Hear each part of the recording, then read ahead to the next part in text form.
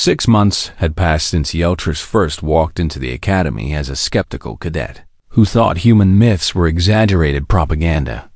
And now she stood in her dress uniform waiting for the graduation ceremony to begin. She was a different person now.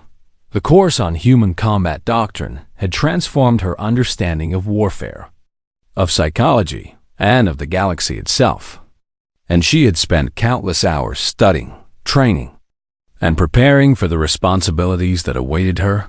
Her roommate Brenix stood beside her, the Molthuri's blue skin gleaming in the ceremonial lights. "Are you ready for whatever comes next?" Brenix asked. "I believe I am," Yeltris replied. "Though I have learned that the galaxy is full of surprises." Commander Sorvith took the stage to begin the ceremony, his old reptilian body moving with the same steady purpose it had shown on Yeltris's first day. He had just begun his opening remarks when alarms shattered the peaceful atmosphere. Red lights flashed across the hall and emergency warnings blared from every speaker. "Attention all personnel," an automated voice announced. "Terrorist attack on Orbital Station 7.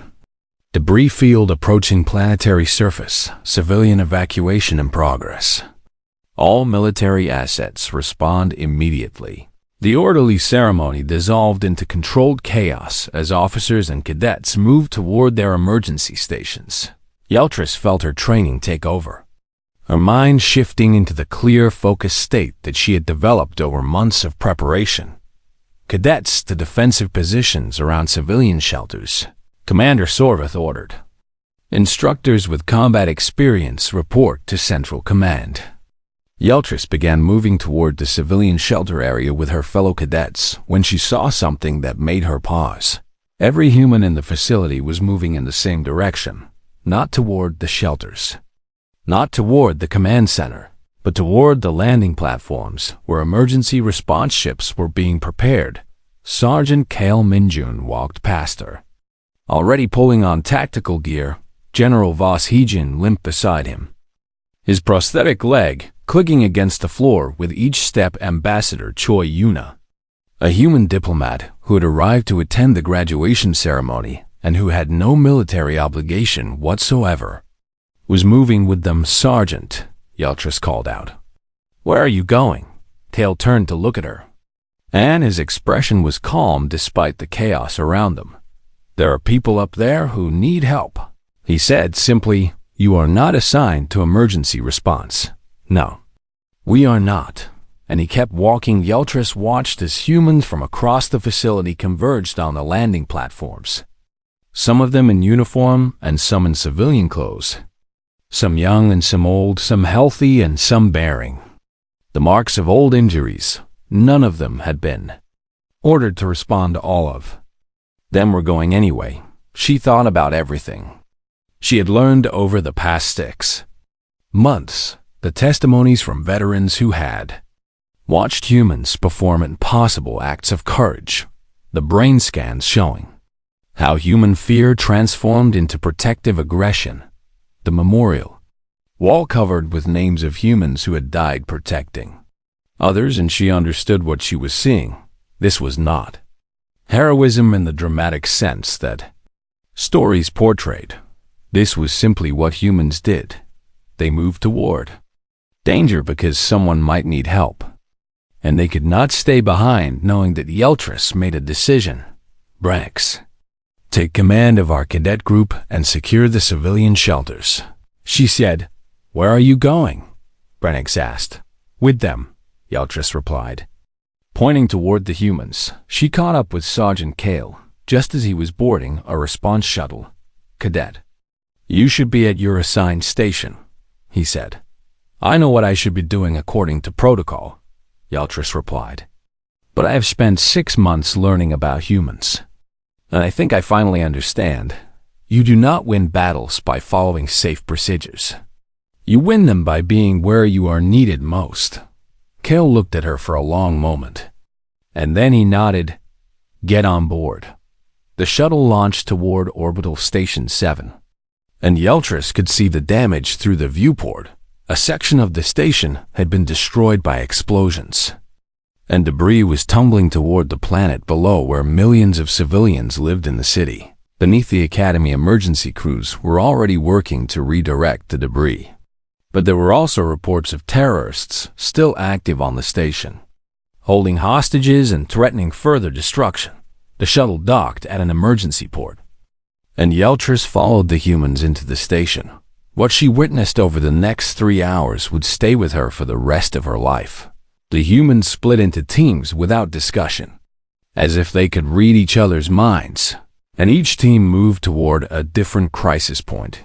Kale led a group toward the hostage situation, his tired eyes suddenly sharp and focused. Heejin, despite his injuries and prosthetics, coordinated evacuation efforts, physically carrying wounded survivors when necessary. Ambassador Choi, the diplomat with no combat training, positioned herself between terrorists and a group of children, refusing to move even when weapons were pointed at her. Yeltris fought alongside them, and she saw what the myths had always tried to describe. She saw humans take wounds that should have stopped them and keep moving. She saw them form protective circles around alien civilians they had never met. She saw them push past exhaustion and pain and fear because stopping was not something they could do when others were in danger. When the terrorists made a final push toward the reactor controls, Kale was hit 3 times before he reached cover, and Yeltris watched him examine his wounds briefly, dismiss them as not immediately fatal, and return fire while blood soaked through his uniform. "You should stop," she shouted to him over the noise of combat. "When they are safe," he shouted back, gesturing toward the civilian evacuees behind them. It was not bravado or stubbornness. It was simply a statement of fact. He would stop when the people were safe, and not before the battle ended. When station security finally arrived in force and the terrorists were neutralized, Yeltris helped carry wounded to the medical bay, working alongside humans who had sustained injuries that would have incapacitated members of any other species. One young human private was sitting against a wall, bleeding from wounds across his chest and abdomen, and a Crithian cadet was standing over him looking horrified. "You need immediate medical attention," the Crithian was saying. "Others are hurt worse," the human replied. "Help them first." It was the same response Yeltris had seen in every testimony. The same priority that the myths tried to capture. Humans did not value their own lives less than others. They simply could not bring themselves to accept help while others suffered. The evacuation was successful.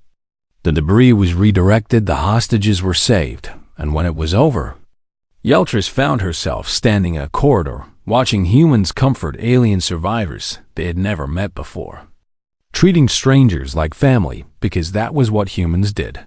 1 week later, Yeltris sat at a desk in her new quarters. Finally officially graduated despite the interrupted ceremony, she was writing her first report as a commissioned officer. And she had chosen the subject carefully: integration of human combat doctrine and multi-species operations. She wrote about everything she had learned and everything she had witnessed. She wrote about the myths that veterans had tried to share for 15 years.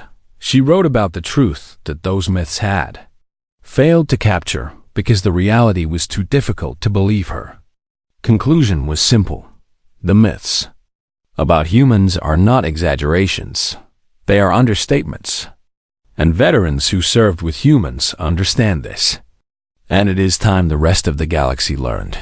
She ended the report with a formal request for permanent assignment to a human integrated unit. When she submitted the document, a response came back within hours. Commander Sorvith had approved her request personally, and at the bottom of the approval document, he had written a single note in his own hand.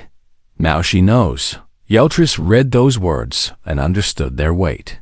She was a veteran now, not of some distant war, but of a single day of chaos and courage.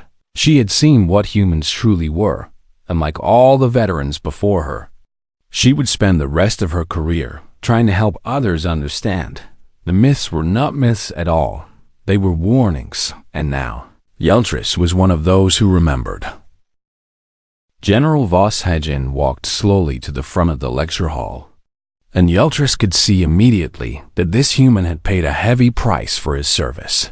He was missing his left leg below the knee, replaced by a mechanical prosthetic that whirred softly with each step, and his right eye was clearly artificial, glowing faintly blue in the dim light of the hall. His face carried scars that looked like claw marks, and his remaining eye held the same tired weight that Yeltris had seen in Sergeant Kale Minjun.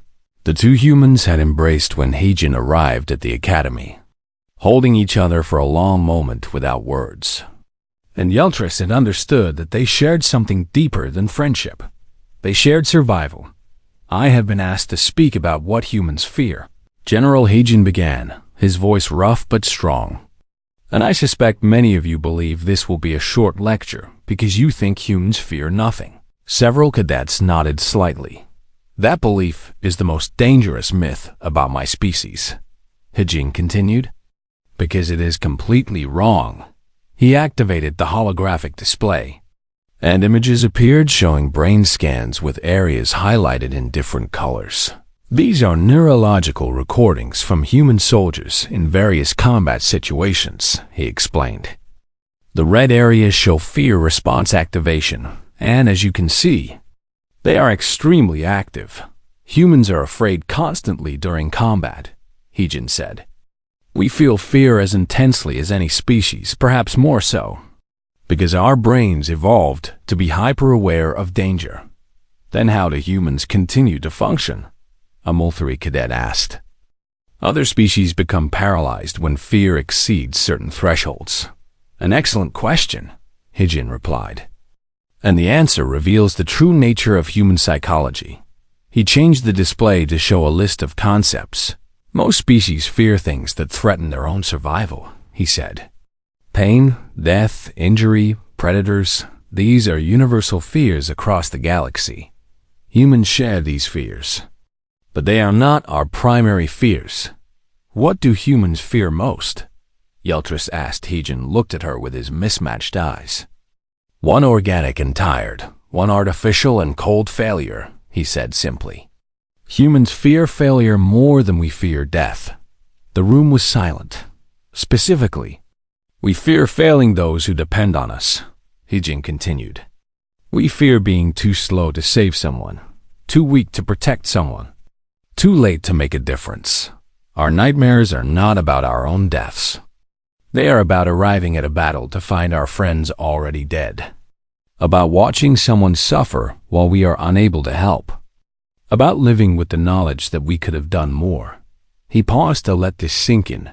Human military training does not try to eliminate fear, because that would be impossible, and instead redirects fear. We are taught to view our squad mates, our allies, and even civilians we have never met as extensions of our family. We are taught that failing to protect them is worse than any personal suffering. And we are taught to channel our fear of failure into action. Heijin changed the display again, showing two different brain scans side by side. This is a human brain during combat, where the soldier is fighting for personal survival, he said, pointing to the left image. And this is a human brain during combat, where the soldier is fighting to protect others. The differences were striking in the first image. Fear centers were active, but other areas showed normal combat response. In the second image, both fear and aggression centers were lit up simultaneously, along with areas associated with emotional bonding and protective instincts. When humans are afraid for others, our brains activate responses that do not occur in any other documented species, Heijin explained. Fear and rage combine into something that we call protective aggression. We become more dangerous, more focused, and more resistant to pain and fatigue when we are fighting to protect someone else. The more afraid we are for others, the more effective we become. A Tavani cadet raised her hand. Are you saying that human fear makes you better soldiers instead of worse? In the right circumstances. Yes, Heijin confirmed. When we are fighting only for ourselves, we are competent but limited. But when we are fighting for others, we can push past barriers that would stop any other species. This is why the myths about humans seem impossible to believe. He continued, because other species assume we are acting without fear, when the truth is exactly the opposite. We are terrified beyond measure, and that terror is what drives us forward. Heejin shut off the display and the room lights came up. I want you to participate in a simulation now, he said. This will demonstrate what I have explained more clearly than any lecture. The cadets were led to the Academy's tactical simulation chamber, a massive room where holographic environments could be created for training purposes. You will be placed in a defensive scenario, Heejin explained. Your objective is to hold a position against enemy forces, and the simulation will include human allies whose responses are based on real combat data. Yeltris found herself assigned to a forward observation post with 3 other cadets and 2 simulated human soldiers. The scenario began, and enemy forces began advancing on their position. The simulated humans fought efficiently at first, nothing extraordinary. And Yeltris began to wonder if the simulation was malfunctioning. Then the scenario changed. An alert appeared indicating that Allied wounded were trapped in a building behind their position, and the enemy was moving to flank toward them. The change in the simulated humans was immediate and shocking. They stopped fighting defensively and became aggressive, pushing forward into enemy fire to draw attention away from the wounded. When one human was hit and went down, the other did not retreat, but instead fought harder, screaming defiance at the enemy while taking wounds that should have been incapacitating. Simulation note. An automated voice announced, human combat effectiveness has increased by 47% since Allied casualties were introduced. Their accuracy has increased by 31%. Their pain tolerance threshold has increased by 62%. Yeltris watched the simulation with growing understanding. The humans were not becoming reckless. They were becoming more focused, more precise, more deadly. Their fear for the wounded was making them better soldiers. The simulation ended with the position held, and the wounded successfully defended, and the cadets were led back to the lecture hall in thoughtful silence. What you witnessed is documented human behavior, Heejin said when they were all seated again. The more threatened their allies become, the more dangerous humans become in response. This is the truth that myths about human fearlessness hide. We are not fearless. We are terrified. And we have learned to turn that terror into a weapon. After the lecture, Yeltris found Sergeant Kale standing alone in the Academy's memorial hall. Looking at names carved into the walls, she approached quietly and stood beside him. How many of these names are human? She asked. Kale did not look at her. More than half, he said. And most of them died protecting members of other species. Why? Yeltris asked. The question that had been building inside her finally escaping Kale finally turned to meet her eyes. Because someone needed help, he said. And they could not walk away knowing that, even if it killed them. Especially if it killed them, Kale replied. A human who let someone die when they could have acted, even at the cost of their own life. That human has to live with that failure forever. And for us, living with failure is worse than dying. Yeltris looked at the names on the wall, hundreds of them, each one representing a being who had chosen someone else's survival over their own. Now I understand why the veterans cannot forget, she said softly. Kale nodded. Now you understand, he agreed. And now you carry this knowledge too. Use it well. Cadet, the galaxy needs officers who understand what humans truly are. Yeltris spent every free moment of the following week in the Academy archives, and the more she read, the less she understood how the galaxy had dismissed humans as a minor species. The archival system was managed by an artificial intelligence called Memoria, an ancient program that had been collecting military records for over 1,000 years. You wish to access veteran testimonies regarding human behavior in combat. Memoria said when Yeltris made her request. Yes. Specifically accounts from non-human personnel who served alongside humans. There are 4,712 such testimonies currently declassified, Memoria replied. I recommend beginning with the most verified accounts, which have been confirmed by multiple independent sources, Yeltris agreed.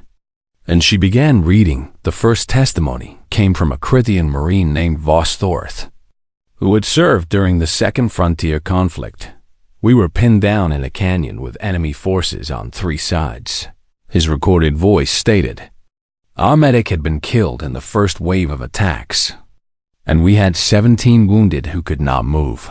A human private named Kim Do-yun volunteered to run medical supplies from our rear position to the wounded, and I told him it was suicide because the enemy had clear firing lines across the entire route. He ran anyway. I watched him take fire on every single crossing, and he made that run 14 times before we were extracted. And each time I thought he would die. When we reached safety, I learned that he had been hit 9 times during those runs, and he had not stopped once. I asked him later why he did it, and he looked at me like I had asked a strange question. He said someone had to help them, and he could run fast. That was his entire explanation. Yeltris moved to the next testimony.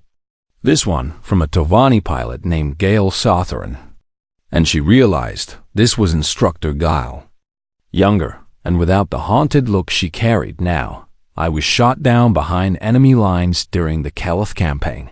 The doll's recorded voice said, my wing was shattered, and I could not fly. And I knew that rescue was impossible because our forces were retreating. I had resigned myself to capture or death when a human appeared on the 3rd day. Her name was Corporal Yung Minji, and she had tracked me through 40 kilometers of hostile territory using nothing but my emergency beacon and her own determination. She had not slept in 3 days, and she was hallucinating from exhaustion. But she refused to rest.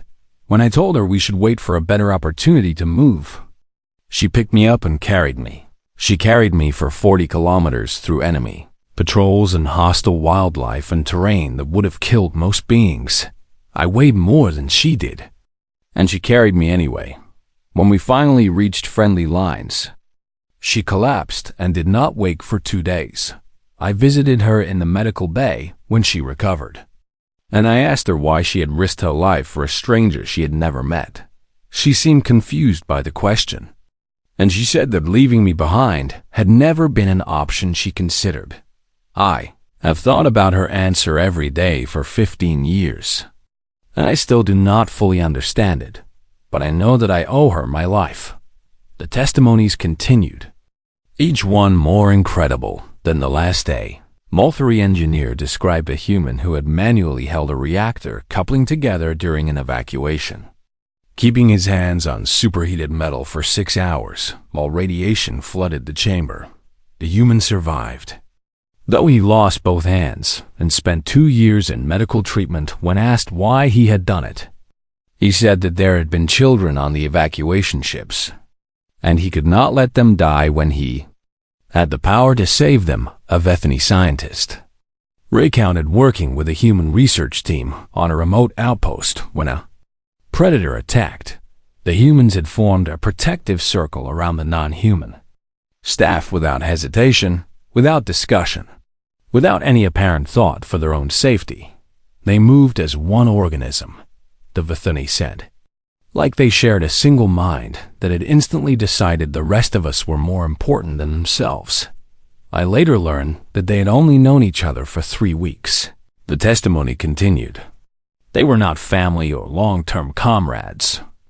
They were strangers who had been assigned to the same project, and yet they coordinated their defense as if they had trained together for years. Yeltris stopped reading and sat back in her chair, her mind overwhelmed. She needed to speak with someone who could explain what she was learning, and she knew exactly who to ask. Instructor Deal was in her office when Yeltris arrived, and she did not seem surprised to see her. You have been reading the archives, Gao said. I found your testimony, Yeltris replied. About Corporal Young. Gal's gray skin paled slightly. But she nodded. What do you want to know? I want to know why. I understand that she saved your life, and understand that you are grateful. But I need to know why humans do these things. Gal was silent for a long moment. I have asked myself that question for 15 years. She finally said, and I have found only partial answers. Please share them with me. Humans evolved on a world that tried to kill them constantly. Gal began. Predators and diseases and natural disasters and toxic environments.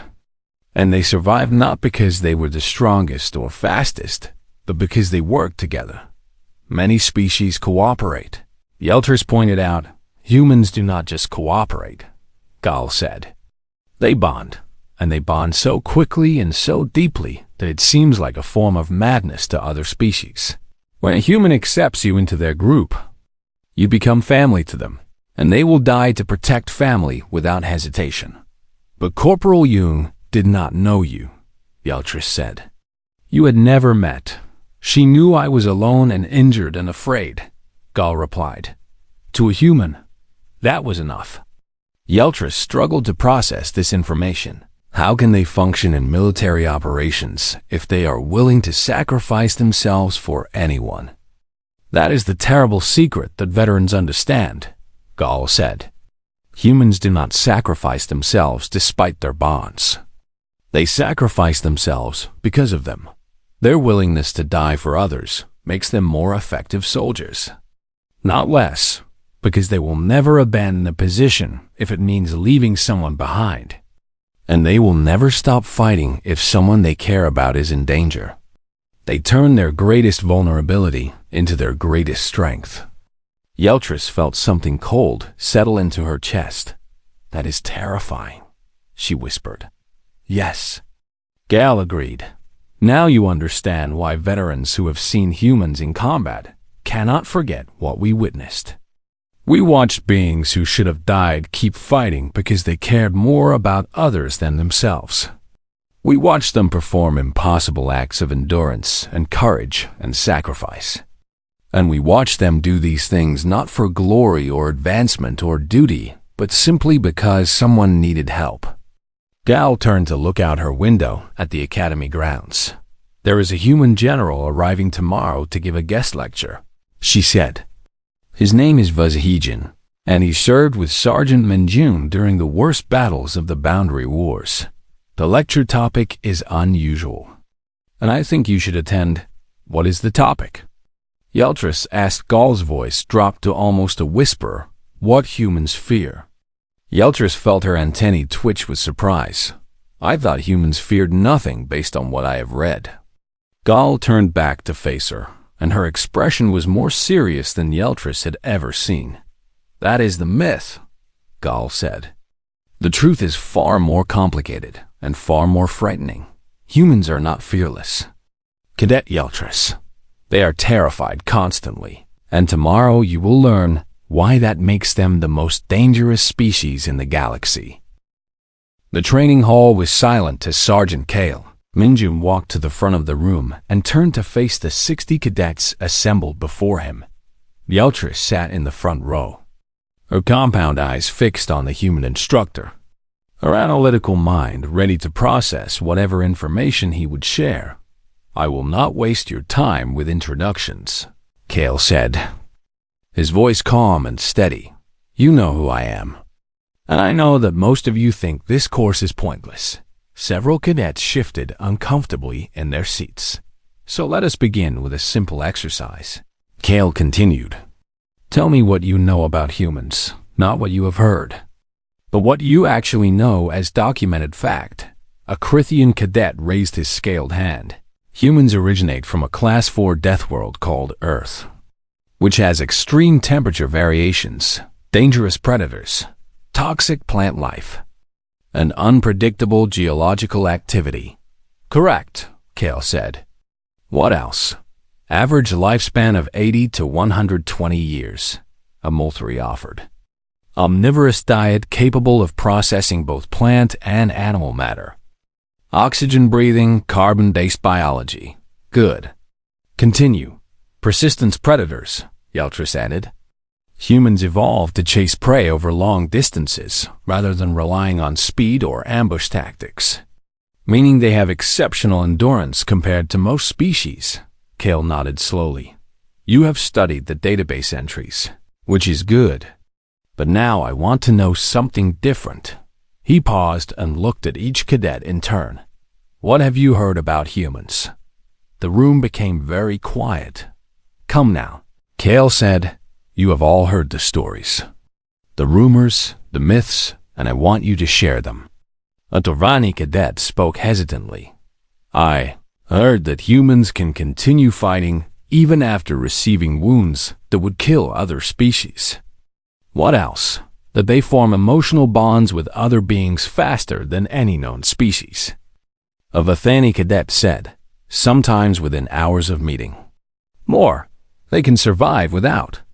Sleep for extended periods while remaining functional, another cadet added. They have been known to attack forces many times their size to protect beings they barely know. Someone else offered. They can metabolize toxins and poisons that would be lethal to most galactic species. They feel less pain than they should, or they ignore it somehow. They adopt other species into their family groups and treat them as blood relatives. Kale let the room fall silent before speaking again. Every single thing you just described is documented fact. The cadets looked at each other with uncertainty. The stories you have heard are not myths. Kale said, they are observations recorded by military personnel, medical officers, and scientists from dozens of species over the past 20 years of human integration into galactic society. But that seems impossible. A Crithian cadet protested. No species can do all of those things. You are correct that no other species can. Kale agreed. Humans are unique in these capabilities. And that is precisely why this course exists. He walked to a control panel and activated the room's holographic display system. What I am about to show you is classified military footage from the Boundary Wars, specifically from the siege of Kellis Station. The lights dimmed and images appeared in the air above the cadets. Yeltris recognized the setting from her historical studies. A medical station near the front lines that had treated wounded from all species during the war. The footage showed a human squad taking defensive positions around the station while enemy forces advanced. There are 11 humans defending this station, Kale narrated. Inside are 400 wounded personnel from 6 different species and 50 medical staff. The enemy forces on screen numbered in the hundreds, moving with coordinated precision that suggested professional military training. The humans were ordered to retreat when it became clear the station would be overrun. Kale said, they refused. Yeltris watched as the battle unfolded on the holographic display. The humans fought with a ferocity she had never witnessed, moving between cover, supporting each other, and holding their positions against overwhelming odds. Then she saw something that made her freeze. A human soldier took a direct hit to his shoulder, and the wound was terrible, exposing bone and muscle. But the human did not fall. He switched his weapon to his other hand and kept firing. That injury should have caused immediate shock and loss of consciousness. Yeltris said without thinking, yes. It should have, Kale agreed. Watch what happens next.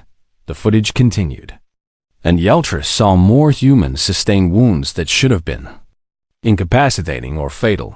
One was shot through the leg and crawled to a better position to continue fighting. Another took shrapnel to the face and kept providing cover fire while blood ran down her features. A third lost his arm below the elbow to an explosion and used his remaining hand to drag wounded aliens behind cover while still shouting tactical commands to his squad. This is not possible, the Crithian cadet whispered. And yet it happened, Kale said. This footage was verified by military intelligence from 3 separate governments. The recording continued. And Yeltris heard audio for the first time, a voice she recognized from her family's historical archives, spoke over the chaos of battle Admiral Tethys to High Command. I am watching the human defensive line at Keleth Station. Yeltris felt her body go cold. Admiral Tethys had been her grandmother's commanding officer during the war, a decorated Vethany leader whose tactical genius had saved millions of lives. They should be dead. The Admiral's voice continued, growing more strained with each word. They should all be dead by now. But they keep fighting, they keep moving. Why will they not stop? The footage showed a human medic running through active fire to reach a group of wounded Vethany patients who had been caught outside the station. She ran that same route 17 times. According to the counter on the display, carrying aliens who weighed more than she did back to safety each time on her 18th run. She was finally hit, and she fell. But she did not stay down. The medic crawled the remaining distance, dragging a wounded Motheri with her, and only collapsed after delivering him to the station entrance. The medic's name was Sergeant Park Soin. Kale said quietly. She had 43 separate injuries when the battle ended, and she survived. The footage ended and the lights came back on. Admiral Tethys died 2 years after the war. Kale continued. She never spoke publicly about what she witnessed at Kel Station, but her private recordings were declassified recently. He looked directly at Yeltris. Your grandmother served under Admiral Tethys. Did she not, Cadet Yeltris? Yeltris could not find her voice, so she simply nodded. Did your grandmother ever speak about humans? She said that we should pray to never fight against them. Yeltris finally managed. I thought she was being dramatic. Vethany are not known for drama, Kale said. Your grandmother was being completely serious. He walked back to the center of the room.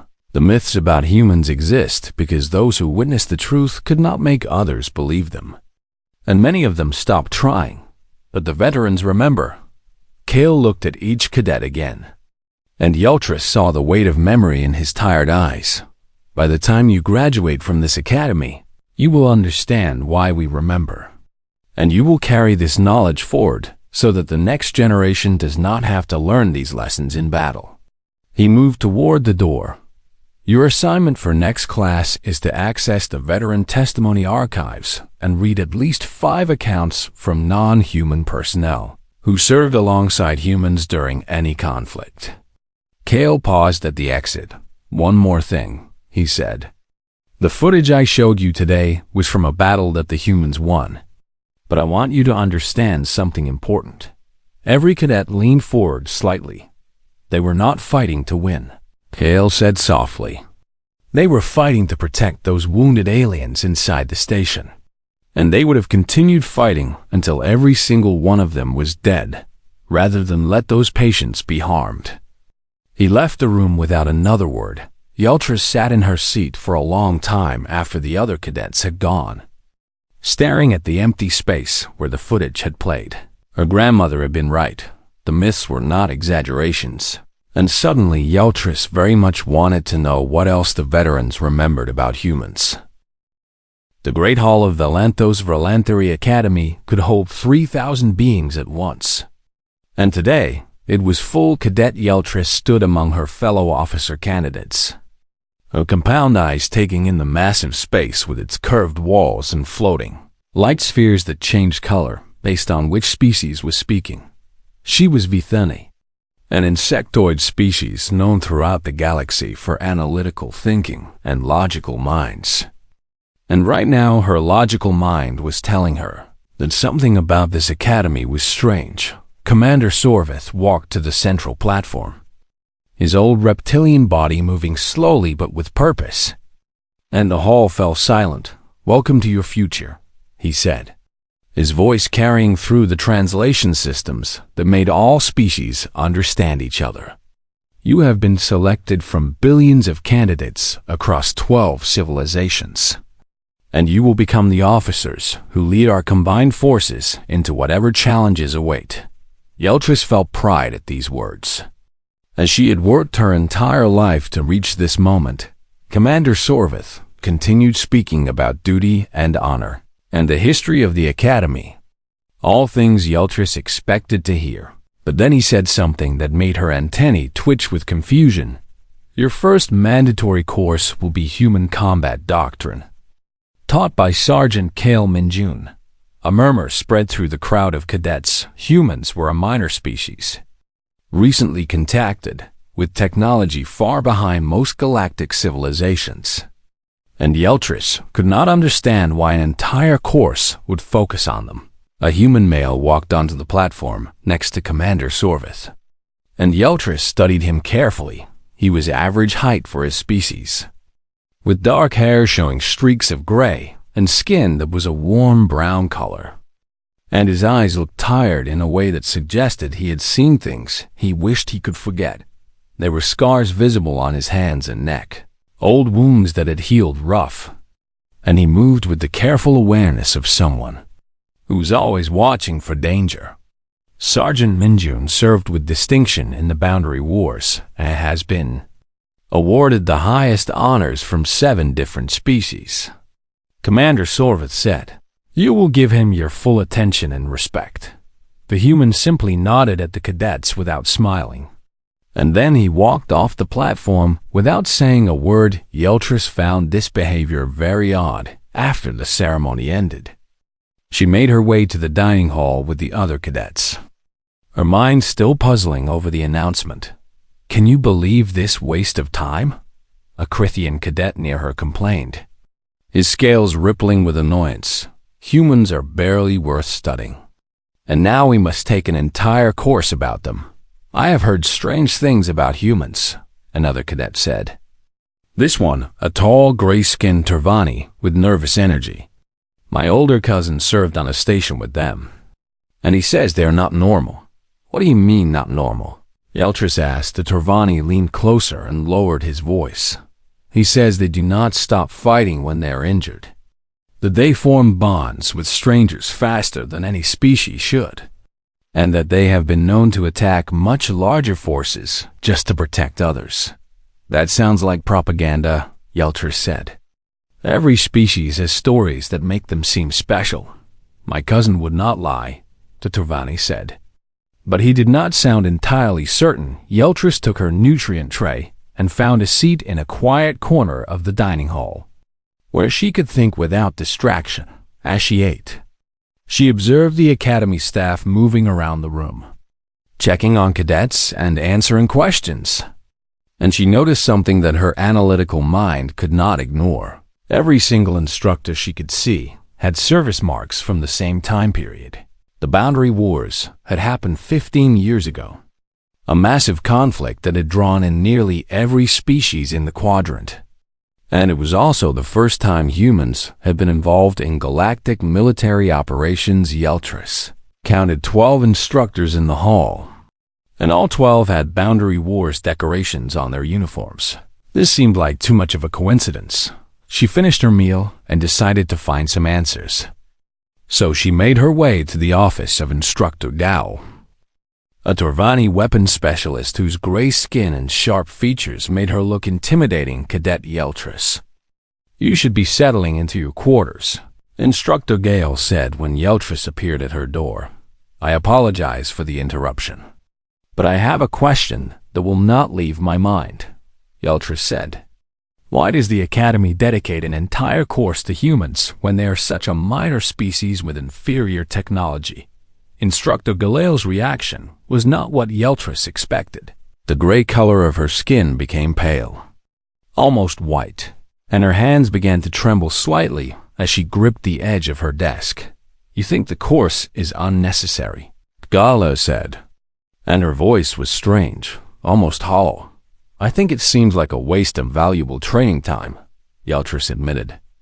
"The myths about humans are clearly exaggerated, and I do not understand why we should take them seriously." Gal was silent for a long moment, and then she spoke in a voice that was barely above a whisper. "Attend the first class, cadet, and then decide what is myth and what is truth. But surely you can tell me why this course exists," Yeltris pressed. You served in the Boundary Wars, as did every instructor at this academy. And that cannot be mere chance. Gal's eyes met hers, and Yeltris saw something in them that she had never seen before in a senior officer fear. We all served with humans during the war, Gal said slowly. Every instructor here requested assignment to this academy specifically because of this course. Why? Yeltris asked. Because we have spent 15 years trying to tell others what we witnessed. And no one believes us, Gal said. We decided that the only way to make the next generation understand is to teach them ourselves. Understand what exactly? Gal stood up from her desk and walked to the window. Looking out at the academy grounds were cadets of a dozen species were walking to their quarters. The stories you have heard about humans, she said without turning around. The myths and legends and wild tales that seem impossible. Yes, they are not exaggerations. Cadet, and they are not propaganda. Gal finally turned to face her, and her expression was haunted. They are understatements. Yeltris left the office feeling more confused than before, and she walked slowly back to her quarters through the evening light of the academy. Her roommate was a Maltari named Brennix, an aquatic adapted species with smooth blue skin and large dark eyes. And she was already unpacking when Yeltris arrived. You look troubled. Brennix observed. I am trying to understand something about this academy, Yeltris admitted. And she told Brennix about the conversation with Instructor Gal. That is very strange, Brennix agreed. But perhaps the first class will explain things. Perhaps, Yeltris said. But she was not satisfied waiting that night, while Brennix slept. Yeltris used her personal console to access the public records of the academy staff. What she found made her antennae stand straight up. Not only had every instructor served in the Boundary Wars with humans, but each one had specifically requested this posting. Some of them giving up promotions and prestigious positions to teach at this academy commander. Sorvith had been offered a seat on the High Military Council, and he had turned it down to run this school. Instructor Gal had been in line to command her own warship, and she had chosen to become a teacher. Instead, Sergeant Kale Minjin had received offers from the governments of 9 different species to serve as a military advisor, and he had refused them all to teach cadets who did not even want his course. Something had happened during the Boundary Wars that had changed these beings forever. Something involving humans, and Yeltris was determined to discover what it was.